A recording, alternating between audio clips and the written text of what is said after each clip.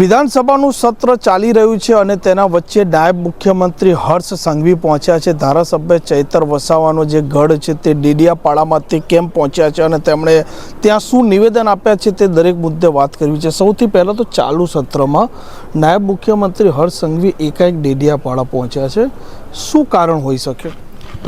આજે વિધાનસભાના બજેટમાં ચર્ચાનો આજે બીજો દિવસ હતો, એટલે કે તમામ વિભાગોને ફાળવેલા બજેટ પર આજે ચર્ચા ચાલુ હતી અને તારાંકિત પ્રશ્નો પણ હતા। ત્યારે ગુજરાતના નાયબ મુખ્યમંત્રી શ્રી, આદિજાતિ મંત્રી શ્રી, રાજ્યકક્ષાના મંત્રી શ્રી અને કેટલાક ધારાસભ્ય અને સાંસદોએ ડેડિયાપાડામાં રોડ શો કર્યો અને ત્યાં કાર્યક્રમ કરવા જવું પડ્યું। અને એક બાજુ તમે જોશો આજે ધોરણ 10 અને 12ના વિદ્યાર્થીઓની બોર્ડની પરીક્ષા પણ હતી, છતાં આ લોકોએ ત્યાં સુપરસ્ટાર બેન્ટ લાવીને વરઘોડો કાઢ્યો। તો એમને એક તો બાળકોની શિક્ષણની કોઈ ચિંતા છે નથી એવું લાગે છે, ને બીજું કે વિધાનસભામાં ધારાસભ્યના પ્રશ્નને સાંભળીને એનું નિરાકરણ લાવવાની જગ્યાએ, ગુજરાતના પ્રશ્નને સાંભળીને એનું નિવારણ લાવવાની જગ્યાએ તમે ત્યાં જઈને ભાષણબાજી કરો, એ તો કઈ રીતનું ચાલશે?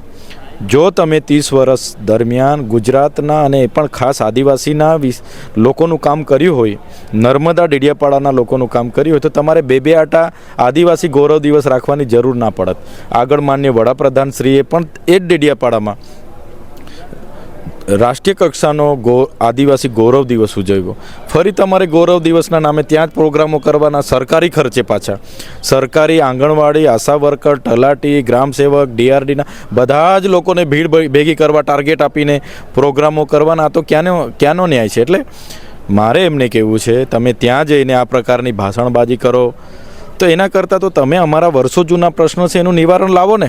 નર્મદાનું પાણી નથી આવ્યું એની વાત કરો, તમે ત્યાં મનરેગામાં છેલ્લા 2 વર્ષથી રોજગારી બંધ છે એની વાત કરો, તમે ત્યાં શાળાઓમાં 549 શિક્ષકોની ઘટ છે એની વાત કરો, 145 શાળાઓ એક શિક્ષકથી ચાલે છે એની વાત કરો, શાળાના ઓરડાઓ નથી, ખુરદી અને બીજા કેટલાય ગામો છે કે ત્યાં શાળા જ નથી, બાળકો ઝાડ નીચે ભણે છે, એની કેમ વાત કરતા નથી? તમે કુપોષણથી નર્મદા જિલ્લામાં 11,253 બાળકો પીડાય છે, એની કેમ નિવારણની વાત નથી કરતા? ત્યાં સબવાહી નથી, સિટી સ્કેન નથી, સોનોગ્રાફી નથી, એની વાત કરતા નથી। અને બસ ચૈતર વસાવા આમ, ચૈતર વસાવા તેમ, ચૈતર વસાવા ફણાનું ઢીકણું કરીને તમારે લોકોને ગેરમાર્ગે દોરવા છે। જો તમે 30 વર્ષ કામ કર્યું હોય તો આજે ત્યાં જઈને વરઘોડા કાઢવાના અને ભાષણબાજી કરવાના નોબત નહીં આવત। ત્યાં જઈને તેમણે નિવેદન આપતા કહ્યું છે કે તમારા સાહેબ આવે ત્યારે ત્યાંની ડેડિયાપાડાની લાઇબ્રેરી છે તે પણ બતાવજો અને ભૂપેન્દ્ર પટેલ સરકારે કેવું કામ કર્યું છે તે પણ કહેજો। હર્ષભાઈને કદાચ ખબર નહીં હશે, એ લાઇબ્રેરી માટે આ ચૈતર વસાવાએ પ્રાંત કચેરીએ 2 દિવસ ધરણા કર્યા છે અને 2 દિવસ ધરણા કર્યા બાદ એ જમીન અમને મળી છે ને ત્યારબાદ આ લાઇબ્રેરી બની છે। સરકાર સામે ધરણા કર્યા, પ્રદર્શનો કર્યા, પછી લાઇબ્રેરી મંજૂર કરીને આજે મળી છે। અને જે લાઇબ્રેરી મળી છે અને એ બધા અમારા બધાના પ્રયાસોથી મળી છે, એટલે એ તો અમે કાયમ જઈએ છીએ ને જોઈએ જ છે। અને ચૈતરભાઈએ ગામડાઓમાં પણ લાઇબ્રેરી બનાવવા માટેની મંજૂરીઓ આપી છે, એટલે એવી કોઈ વાત નથી। તમારી સરકારે જો એવા કામ કર્યા હોત તો આજે તમારે ડેડિયાપાડા જવું ના પડત ને। આજે તમે ગાંધીનગરથી ડેડિયાપાડા આટા મારો છો, એનું કારણ શું છે? આજે ચૈતર વસાવા સાથે સમાજ છે, ત્યાંનું લોકોનું પ્રભુત્વ છે, એટલે ત્યાં જઈને પછી આમ આદમી પાર્ટીના પ્રફુલ્લ વસાવા જોડાઈ ગયા। અલાભાઈ પ્રફુલ્લ વસાવા તો 2022થી રાજીનામું આપીને જતા રહ્યા છે। રાજભાઈ વસાવાએ તો કોંગ્રેસમાં હતા, એ ક્યાં અમારા લોકોને તમે જોડો છો? બસ માહોલ બનાવવો છે એમને, ખોટી ગેરમાર્ગે દોરીને મીડિયામાં એ ઉપલબ્ધિ લેવાની છે, એટલે આવા પ્રોગ્રામો કરીને ભાષણો કરતા હશે એવું મેં માનું છું। ત્યાં જઈને તેમણે તેવું પણ કહ્યું છે કે આમ આદમી પાર્ટીનું પાપ અને કોંગ્રેસનું જે તૃષ્ટિકરણ છે તે દૂર કરવા માટે લોકોને ભાજપમાં જોડવા માટે તે ત્યાં ગયા છે। અરે એમની બાજુમાં જે મનસુખભાઈ વસાવા બેઠા છે એ 7 ટર્મથી સાંસદ છે ને, એમની ગુજરાતમાં દેશમાં સરકાર છે, એમના પોતાના ગામ જૂના રાજમાં રોડ બન્યો નથી, એના માટે મેં પોતે પદયાત્રા કરી હતી। તમારી સરકાર છે તો પહેલાં સાંસદનું ગામ પહેલાં રોડ બનાવો, પછી બીજી બધી વાત કરજો। કોંગ્રેસ તો ભાઈ કોંગ્રેસની સરકાર હશે, અમે તો જોઈ નથી, બરાબર? 30 વર્ષથી તમને જોઈએ છે, તમે તો કંઈ કરો। કોંગ્રેસની શાળાઓમાં તો તમે ભણીને આવ્યા છો ને આજે પૂછો છો કોંગ્રેસમાં, તમે ત્યાં ભણીને મંત્રી બની ગયા, તમે સાંસદ બની ગયા, ધારાસભ્ય બનીને આજે કોંગ્રેસવાળાને પૂછો છો કે એમણે શું કર્યું? એટલે આવી બધી વાતો નથી ચાલતી। લોકો હવે જાણે છે આજના કાર્યક્રમોમાં સરકારી ખર્ચાનો ઉપયોગ કર્યો, મશીનરીનો ઉપયોગ કર્યો, સરકારી અધિકારીનો ઉપયોગ કરીને ભીડ ભેગી કરી હશે અને ભાષણો ઠોકતા હશે, પણ એનાથી ત્યાંના લોકોનું નિરાકરણ આવવાનું નથી. ત્યાંના લોકોને તમારા ભાષણોથી નિરાકરણ આવી જતું, અમને ખીજવા, અમને ગાળ બોલવાથી કે અમારી ટીકા ટિપ્પણી કરવાથી જો એમનો ઉદ્ધાર થતો હોય ડેડિયાપાડાવાળા, હું તો હર્ષભાઈ સંઘવીના ઓફિસે જઈને બેહવા તૈયાર છું, સવારે જઈને સાંભળવા તૈયાર છું. પણ એવી ભાષણોબાજીથી લોકો હવે ત્રાસી ગયા છે. હવે લોકોને તો કામ જોઈએ છે, અને જે અમને ધારાસભ્ય તરીકે ચૂંટ્યા છે અને જે પ્રકારે લોકોનો સહકાર મળે છે એને અટકાવવા, એને કઈ રીતના ગુમરાહ કરવા, એના પ્રયાસો આ લોકો કરે છે. સાથે ત્યાં તેમણે રોડ રસ્તાને લઈને પણ કહ્યું છે કે ભાઈ કોંગ્રેસની સરકારો વખતે તો રોડ રસ્તા નહોતા, પરંતુ અમે અત્યારે બનાવ્યા છે, ડેડિયાપાડામાં વિકાસ કરી રહ્યા છે. જો રોડ રસ્તા એ કંઈ કોઈ સરકારે એમની પોતાના કમલમના પૈસાથી તો બનાવતા નથી. તમે એક પર 18% જીએસટી લેવ છો, 28% જીએસટી લેવ છો, ત્યાં આટલું મોટું ખનિજ નીકળે છે, ડેમનું પાણી છે, વીજળી ઉત્પન્ન થાય છે, તો તમારે જે રોયલ્ટી અમે જમા કરીએ એ પ્રમાણે તો રસ્તા બનાવવા જ પડે ને. એમાં આગળ કોઈ પૂછતું નહોતું, પણ અમે તો હવે હિસાબ માંગીએ છીએ એટલું બનાવવા પડે. અને બધાની મહેનત છે, એમાં કંઈ સરકારે કે રાતે સપના એમાં રોડ બનાવી દીધા એવું નથી. અમે રસ્તા માટે પણ સરકાર સામે હાથ ધોઈને પડ્યા છે, એટલે જોબ નંબર ફાળવે છે ને એટલે રોડ બને છે. નહીં તો આ લોકોને કોઈ બોલવાવાળું જ ને એમનું બધું એક હત્તું હોય તો કાં કામ થતા હતા. આજે અમે વિપક્ષમાં રહીને એટલો અવાજ ઉઠાવીએ છીએ ત્યારે સરકાર નોંધ લે છે અને કરે છે. આજે ચૈતર વસાવા જાગૃત છે, લોકોને જાગૃત કરે છે, એટલે ડેડિયાપાડામાં આવવું પડશે.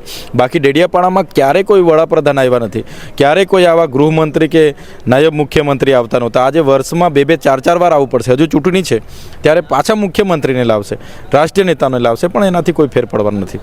તમારો ગઢ છે, ત્યાંના ધારાસભ્ય છો, લોકો તમને પસંદ પણ કરી રહ્યા છે, પરંતુ આજે આમ આદમી પાર્ટીના 200થી વધારે લોકોને તેમણે જોડ્યા છે, કોંગ્રેસના 1000થી વધારે લોકોને જોડવાનો પણ દાવો છે. ખોટી વાત છે. એમની પાસે આમ આદમી પાર્ટીના 200ની જગ્યાએ 20 કાર્યકરો જો જોડ્યા તેનું નામ ને એના ફોટા જાહેર કરે, અમે ખુલાસો આપીશું. એટલે આ બધા કહેવાના વાતો છે. અમને જ નથી ખબર જે ફોટા સ્ટેજ પર જઈને જે ખેસ પહેરાવે છે એ લોકો કાના છે અમને નથી ખબર. હું ત્યાંનો ધારાસભ્ય છું, મારા કાર્યકરો હોય તો હું ના ઓળખું. હશે એમના કાર્યકરો, કાં તો કોઈ કોંગ્રેસના કાં તો બીટીપીના હશે. બાકી આમ આદમી પાર્ટીના એક કાર્યકર મજબૂત છે અને એ કાર્યકરો મારી સાથે છે, અમારું સંગઠન છે. હું એક નેતા નથી, એક વિચારધારા સાથે આગળ વધું છું. મેં ક્યારે નેતાગીરી કરી નથી, બધા મારી સાથે છે, મજબૂત છે. તાલુકા જિલ્લામાં એમને પરિણામ ખબર પડી જશે. ચેતરભાઈ, હાઉસમાં તમે અનેક વખત સામે આવતા હોય છે સવાલોને લઈને ચર્ચા દરમિયાન. આજે એમણે એમના ભાષણમાં અનેક વખત એવો ઉલ્લેખ કર્યો છે કે ચૈતર વસાવા મારા મિત્ર છે. ચૈતર વસાવા મિત્ર છે તો આજે ચૈતર વસાવાનો પ્રતિબંધ હટાવી દો. મને કેમ ડેડિયાપાડામાં જવા નથી દેતા? એમની જ પોલીસ તો જવા નથી દેતી. હટાવી દો ભાઈ, મિત્ર છે તો હટાવી દો. હું ત્યાં જઈને મારા લોકોના ઓફિસે બેસીને કામ કરીશ, મારા લોકોના સુખમાં દુઃખમાં જઈને ઊભો રહીશ. ત્યારે કેમ તમે જવા નથી દેતા? તમે જો મિત્ર હું છું તો અમારા વિસ્તારના કામો હું સૂચવું છું, એ કામો કરી આપો ને, કરી આપો તો સારી મિત્રતા. બસ કહેવા પૂરતી મિત્રતા, તમે લોકોને સારું લગાડવા કે અમારા મિત્ર છે. એટલે મિત્ર, જો હર્ષભાઈ સંઘવી મારા મિત્ર, મને મિત્ર માનતા હોય તો મને મારા વિસ્તારના લોકોએ ચૂંટ્યો છે, ત્યાં જવા માટે છૂટછાટ કરાવી દે. એમની પોલીસ કેમ અમને રોકે છે? બીજું કે અમે જે કામો એમને સૂચવ્યા છે એ કામો મંજૂર કરીને કરી આપે તો મિત્રતા સાબિત થશે ને. પરંતુ હાઉસમાં મામલો પણ તમે ઉજાગર કર્યો તો હર્ષ સંઘવીને કહ્યું હતું કે મને જવા દેવામાં નથી આવતા, પરંતુ એ દરમિયાન મંત્રીઓ જવાબ આપ્યો કે કોર્ટ દ્વારા એમને મનાઈ કરવામાં આવી છે. કોર્ટને સોગંદનામું ગૃહ વિભાગના પોલીસ અધિકારીઓએ રજૂ કર્યું કે આ વ્યક્તિથી નર્મદા જિલ્લામાં કાયદો અને વ્યવસ્થા બગડે એવો છે, એમનાથી આખો જિલ્લો ભયભીત છે અને એમને પ્રતિબંધ ફરવામાં આવે. નામદાર કોર્ટે તો માત્ર ડેડિયાપાડાનું પછી આપ્યું.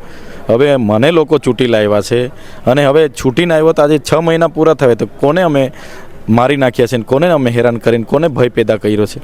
એટલે બધી કહેવાની વાતો છે. ચૂંટણીઓ આવે છે એટલે અમને ન જવા દઈને ત્યાંના લોકોને જૂઠું વાયદાઓ વચનો આપીને ગેરમાર્ગે દોરીને ચૂંટણી જીતવાના પ્લાન છે, એટલા માટે પ્રતિબંધ આ લોકોએ કરાવ્યો છે. જી જરૂરથી. તો જે પ્રકારે આજે નાયબ મુખ્યમંત્રી પહોંચ્યા છે ડેડિયાપાડામાં અને તેમણે જે પ્રકારે ત્યાં નિવેદન આપ્યું છે તે દરેક મામલે ધારાસભ્ય ચૈતર વસાવાએ ગાંધીનગરથી જે પ્રતિક્રિયા આપી છે. નવજીવન ન્યૂઝ સાથે તોફિક ગાંચી, ગાંધીનગર.